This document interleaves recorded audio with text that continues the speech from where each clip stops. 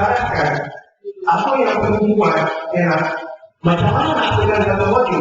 Dia tak perlu masuk buku ni, tapi dalam masa yang sama modul itu boleh bagi ikat yang tinggi. Modul yang pertama baru ini sebenarnya adalah satu bidang yang mana kita memperoleh inspirasi daripada alam. Kita lihat pokok, kita dapat idea nak hasilkan apa, ciptaan apa, inovasi apa. Kita tengok mana kita boleh hasilkan banyak benda. Dan sebenarnya bidang ini ialah satu bidang yang digunakan sejak 1000 tahun yang lepas, 2000 tahun yang lepas, tetapi dipopularkan oleh orang barat yang namanya Jenny Venetian daripada Eropa, kalau tak silap saya. Diperkenalkan bidang ini, dan bidang ini dimonopoli oleh orang barat sekarang ini, tetapi tidak di Malaysia. Diajarkan bidang ini di universiti barat, tetapi tidak di Malaysia. Jadi kita akan bangun bidang ini, teknik untuk memperoleh inspirasi daripada alam, untuk menghasilkan inovasi kepada student-student kita di sana. Kita akan ajarkan kepada mereka menggunakan satu teknik khas. Dia tengok mula-mula, dia akan hasilkan banyak inovasi. Dia boleh hasilkan senjata daripada mula-mula. Dia tahu banyak cara. Ini contoh-contoh yang terbaik.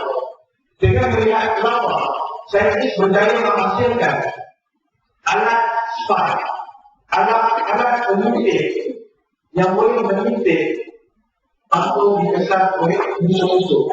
Yang ini adalah modelnya. Ini adalah modelnya. Dan yang betul dia sama seperti lawan.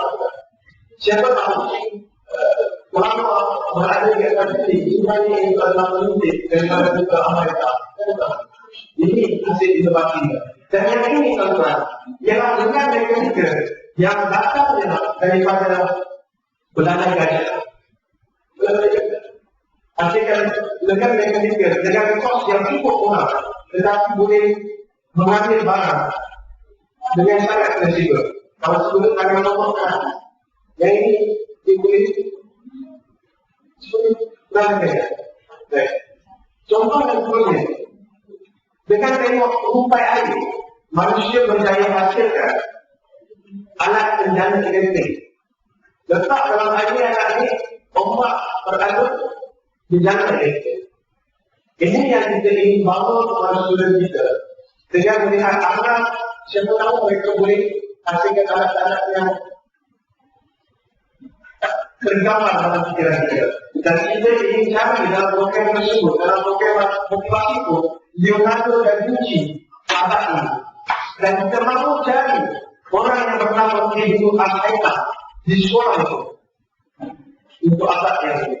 Kalau dulu Ibnu Al-Haytham berada dalam penjara perempuan, dia berjaya menghasilkan teori untuk menghasilkan kamera yang tuan-tuan lihat ada sekarang ini dalam handset, kamera Olympus, Canon, sebagainya itu semuanya terhasil daripada orang ini, Ibnu Al-Haytham. Dia berada dalam penjara, lihat alam di sekeliling melalui satu udang kecil. Akhirnya dia menghasilkan teori kamera pertama yang namanya kamera X-ray.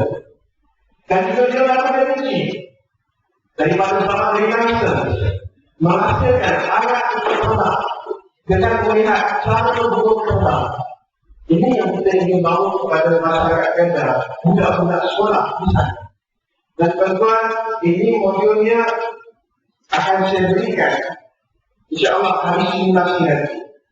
Dan sebenarnya sebelum saya berikan modul tersebut kepada tuan-tuan, saya wajibkan kepada pelajar, peserta AJK maupun staff untuk hafal surah ayat 190 hingga 191 surah Al-Imran.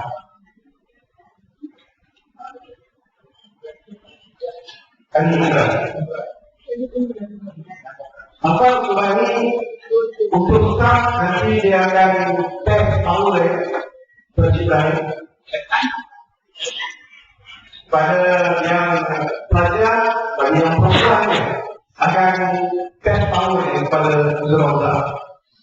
Dan yang lainnya akan tes pada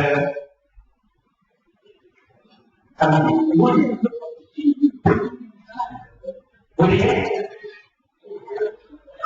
baik, surah Al-Imran tentang ulul albab. Contoh apa? Bismillahirrahmanirrahim. Inna fi khalqis samawati wal ardi wa ikhtilafil layli wan nahari la'ayatin liulil albab allazina yadhkuruna qiyaman wa qu'udan wa 'ala junubihim wa yatafakkaruna fi khalqis samawati wal ardi rabbana ma khalaqta hadza batina subhanaka wa qina adzabannar. Sesungguhnya dalam penciptaan langit dan bumi dan silih bergantinya malam dan siang terdapat tanda-tanda bagi orang-orang yang berakal, yang ulul albab. Ulul albab ini mereka yang saya sebutkan tadi, Ibnu Al-Khattab, Ibnu Sina, Al-Biruni, Al-Jazari, Jabir bin Hayat. Tokoh-tokoh ini ialah ulul albab yang memperhatikan alam. Daripada itu, mereka menghasilkan ciptaan yang cukup hebat yang membawa manusia mencapai tamadun dan kesedihan kali ini. Ini yang akan kita bawakan kepada orang-orang kita. Ini pembinaan pertama. Dan modul yang kedua ialah evolusi kuasa intrapersonal. Evolusi kuasa intrapersonal tentunya ialah satu keadaan yang mana kita akan mencetus diri kita, dalaman kita untuk berubah. Contohnya, potensi untuk menyadari kelemahan diri.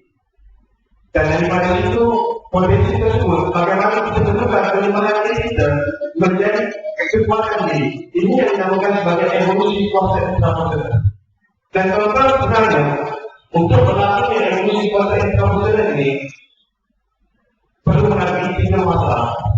Kalau ilmuwan Islam sendiri tahun yang lepas tentang ini fase rencana, fase evolusi dan fase lainnya, kita terus kepada fase evolusi. Boleh faham? Oke, ilmuwan Islam pada ketika lalu mereka menjadi manusia yang cukup hebat tuan-tuan. Kerana mereka melalui 3 masalah dalam kehidupan mereka. Satu, fase rencana. Fase rencana dimulakan dengan Islam, ada timbang sebagai pandangan, dan akhirnya kedua makhluk ini menjadi merangsang untuk berlakunya satu perubahan dalam diri mereka, yang mana perubahan tersebut ialah perubahan multiple intelligence, kecerdasan tersebut. Kuasa intrapersonal ialah sebenarnya datang daripada perkataan kecerdasan baru, kecerdasan intrapersonal. Sekiranya kecerdasan intrapersonal ini tinggi dalam diri kita, kita boleh menjadi seorang yang cukup hebat. Seperti mana Aristotle, Galen, Socrates, Plato, ada yang pasang yang lain. Tuan-tuan, untuk mewujudkan ini, tanpa perlu lagi fase rencana, kita akan terus ke fase evolusi melalui keadaan. Untuk modul evolusi kuasa intrapersonal, tuan-tuan, kita akan pastikan setiap esi akan diberi petak nanti, dia akan bimbing pelajar-pelajar untuk mengenal pasti apa kelemahan yang mereka miliki, yang pertama. Dan yang kedua, mereka akan mengenal pasti kekuatan apa yang mereka miliki. Seterusnya, daripada kelemahan yang mereka sedarkan, mereka akan tukarkan kelemahan itu menjadi kekuatan. Manakala kekuatan yang sedia ada, contohnya kekuatan untuk mengingati teks-teks buku. Daripada itu kita meningkatkan, kita dapatkan kuasa tersebut menjadi lebih. Dan hasil kekuatan yang pertama dan yang kedua, kita bimbing mereka apakah sumbangan yang mereka mampu memberikan kepada dunia, kepada masyarakat kita. Dan pada ketika ini kita bimbing mereka supaya mereka mempunyai arah tuju terbaik dengan kelemahan yang kekuatan yang mereka ada, dan ini mereka untuk punya kekuatan tersebut dalam bidang baik. Boleh faham? Ini dua modul yang akan kita gunakan untuk program motivasi belajar. Jadi saya kira penjelasan modul yang ini ringkasnya